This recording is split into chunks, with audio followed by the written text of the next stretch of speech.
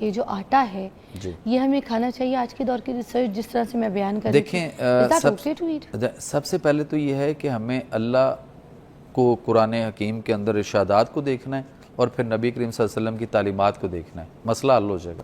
قرآن میں ہم دیکھتے ہیں تو اللہ تعالیٰ نے سورہ رحمان کے اندر والحب ذو العصف والریحان فبئی آلاء ربکما تکذبان، والحب کا مطلب ہے اور بھوسا والا اناج جس کے اندر چھان ہو یعنی چوکر ہو۔ کسی دور میں یہ چھان سمیت ہوتا تھا آٹا، پھر اس کے بعد چائنا چکیاں آئیں اور اس طرح سے اور وہ اتنا آٹا بریک پیس کے کرش کر دیا کہ اس کے اندر وہ سارا جو فائبر ہوتا ہے یا جو وہ چھان ہوتا ہے وہ سارے کا سارا جلا برن کر دیا گیا اور وہ الٹا کاربن بنا اور ہمیں پرابلم کرتا ہے۔ ایک نمبر دو، جو گندم ہے ہماری وہ کسی دور میں ہماری ہائٹ سے بہت بڑی ہوتی تھی، انسان اس میں کھڑا ہوتا تھا، ہاتھ ویو کرتا تھا فل اوپر کر کے تو اتنا ہاتھ نظر آتا تھا، ہائٹ قد داور ہوتی تھی گندم، دیسی گندم جو ہماری تھی۔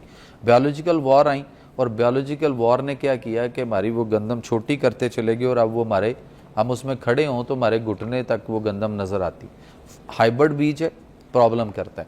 لیکن اللہ کے نبی صلی اللہ علیہ وسلم کو اگر ہم دیکھتے ہیں تو آپ صلی اللہ علیہ وسلم نے ساری زندگی اپنی 63 سالہ زندگی میں آپ صلی اللہ علیہ وسلم نے سب سے زیادہ جو کی روٹی تناول فرمائی اور گندم کی روٹی کبھی کبھار آپ نے کھائی ہے کبھی کبھار، بہت کم کبھی کبھار، اور میدا کی بنی ہوئی کوئی چیز آپ صلی اللہ علیہ وسلم نے چکھی بھی نہیں۔ آج امت جو ہے وہ کام الٹا کر بیٹھی ہے کہ اس وقت میدا سب سے ٹاپ پہ ہے اور اس کے بعد گندم ہے اور جو کی روٹی۔ آپ نے چکھی کبھی جو کی روٹی؟ میں تو جو کا آٹا کھاتے ہیں تو بہت کم لوگ ہیں جو اس وقت جو کی روٹی جنہوں نے چکھی ہوگی۔ اور دوسری بات جو آپ ملٹی گرین آٹا کی بات کرتے ہیں تو یہ بات ٹھیک ہے۔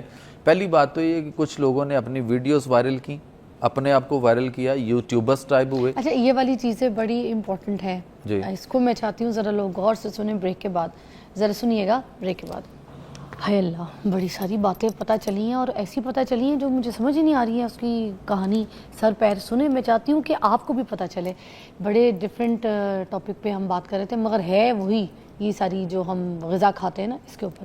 مگر میں آپ سے ایک سوال کرنا چاہوں گی کہ جو ملٹی گرین آٹا ہے سر، ٹھیک ہے، اب ملٹی گرین آٹے کو اس کی اگر ہم نے کوئی ایک روٹی بنا لی ہے ملٹی گرین آٹے کی، ٹھیک ہے، اس کو ہم کھا رہے ہیں دال کے ساتھ ہی۔ اب اگر ہم نے کوئی چاول ابال لیے ہیں تو اس کو بھی ہم دالوں کے ساتھ کھا رہے ہیں، مطلب یہ ہے تو کاربز ہی نا، ایک کاربز کو کاربز کے ساتھ ہی کھا رہے ہیں، تو یہ صحیح ہے کیا جو ہم دال چاول کا ایک کومبو کھاتے ہیں؟ دیکھیں پہلی بات تو یہ ہے کہ اس وقت جو چاول ہے آپ کا جتنا بھی مارکیٹ میں اس سارے کا سارا اس وقت آرسینک اس کے اندر بہت زیادہ آ چکا ہوا ہے، اور یہ وہ آرسینک ہے جو آپ کی برائلر مرغی کے اندر بھی آرسینک ہے جو کینسر کاز کرتا ہے، اور وہی آرسینک چاول میں آ چکا ہوا ہے، پہلی بات۔ دوسرا یہ ہے کہ جو چاول ہم کھاتے ہیں، کتنا بڑا ٹرینڈ ہے ہمارے ہاں اور المیہ ہے کہ لوگ چاول کے اوپر دہی ڈال کے کھاتے ہیں، تو چاولوں پر دہی ڈال کے کھانا طب کے نقطہ نظر سے انتہائی مضر صحت ہے۔ اور دوسرا، جب آپ دہی کھائیں گے تو اس کے ساتھ مولی، کھیرا، ٹماٹر، پیاز، بند گوبھی اس کے ساتھ کھانا غلط ہے۔ تو یہ سیلڈ بنانے کے لیے دہی کے اندر سارا کچھ ہم یہ سارا کچھ اس میں ڈال کے ہم اس کے ڈال کے اس کے اندر وہ جو رائتہ بناتے ہیں مکس سبزی، یہ ہو گیا غلط، اور پھر اس کو ہم ڈالتے ہیں چاولوں کے اوپر تو اور زیادہ غلط ہو گیا، تو پھر بیماریاں نہ آئیں تو کیا ہو۔ دوسری بات آ گئی کہ جو ملٹی گرین آٹا ہے، یہ جن لوگوں نے وہ شروع کیا نا ایک مارکیٹنگ مہم لے کر آئے اور انہوں نے اپنا یوٹیوبر بنے، اپنے آپ کو پہلے وائرل کیا، پھر انہوں نے اپنی پروڈکٹس نکال لیں۔ میں نام نہیں لیتا، سب دنیا ان کو جانتی ہے، آپ ان سے کسی سے پوچھ لیں آپ کے پاس غذا کی ڈگری کون سی ہے، آپ نے غذا پڑھی؟ یہ بہت بڑا المیہ ہے پاکستان سمیت پوری دنیا میں۔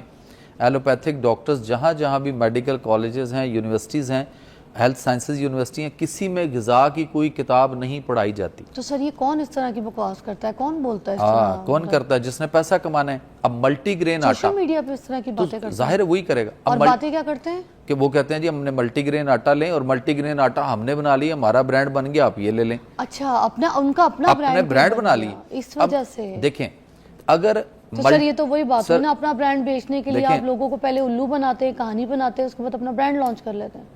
That is not nice۔ بالکل ظاہر ہے، صرف وہی پیسہ بات کمائے۔ میں نے کی دکان نہیں چمکانی ہے۔ ہاں اب دیکھیں کہ اگر ملٹی گرین کوئی چیز ہوتی یا ہو سکتی ہوتی تو پہلی بات ہے کہ کیا اللہ جو ہے وہ کوئی ملٹی گرین بیج پیدا نہیں کر سکتا تھا؟ قادر مطلق ہے نا، خالق کائنات ہے، وہ زیادہ بہتر جانتا ہے، پہلی بات۔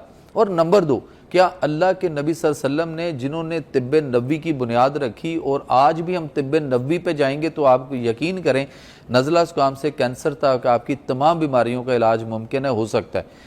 وہ طب نبوی کا جو خالق ہے، وہ نبی آخر الزماں، وہ جو کی روٹی صرف تناول فرماتے ہیں، وہ اس کے ساتھ اور کوئی اناج اس دور میں جو بھی تھا وہ سارا مکس نہیں کر سکتے تھے۔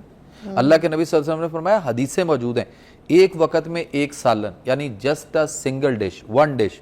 صحابہ نے عرض کی، یا رسول اللہ علیہ وسلم آپ کو اجازت دے دیجئے، کوئی اور کبھی تہوار غمی خوشی کوئی ایسا کوئی دن عید ایسا کوئی تو تھوڑا سا اجازت فرما دے۔ آپ نے فرمایا 2، پھر آپ نے فرمایا 3، یعنی 3 سالن یا 3 ڈشز، پھر آپ نے فرمایا اس کے بعد اسراف، اس کے بعد نہیں۔